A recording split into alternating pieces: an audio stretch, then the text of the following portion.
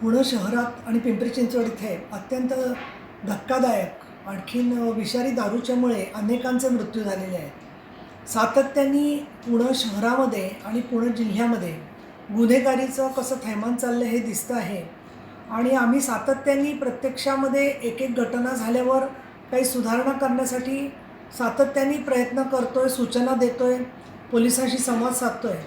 परंतु एक दिसते की एका बाजूला महिला या दारूच्या उच्छादामुळे त्रस्त आहेत, मारहाणीच्या घटना जातात, प्रत्येक वेळेला भरोसा सेलमधून समजावून सांगितलं जातं, परंतु प्रत्यक्षात त्याच्यात काय परिणाम होतो याचं कुठलंही मोजमाप समोर येत नाही आहे।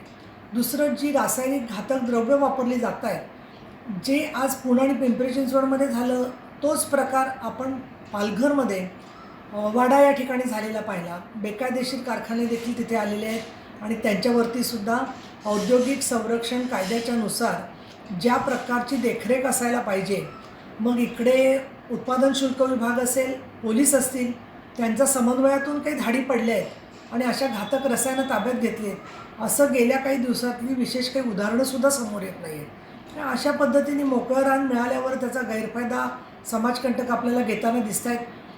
मला स्वतःला मी त्या कुटुंबियांची तर भेट घेणार आहे। आज ते संपूर्णपणे कोलाहलाची परिस्थिती तिकडे आहे आणि पोलीस काय याच्यात कारवाई करतायत किंवा त्यानुसार इतर ठिकाणी काय करतायत, केवळ परत छापे मारल्याचं नाटक नको आहे।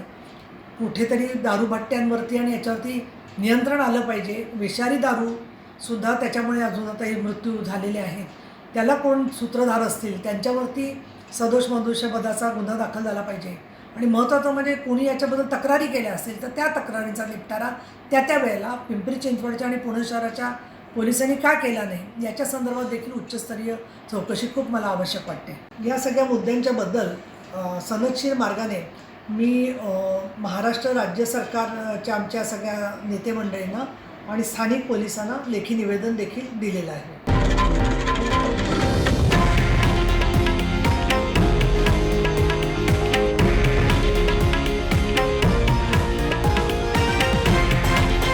हे आहे देशातील नंबर 1 न्यूज नेटवर्क आणि आपण पाहत आहात TV9 मराठी, एकमेव।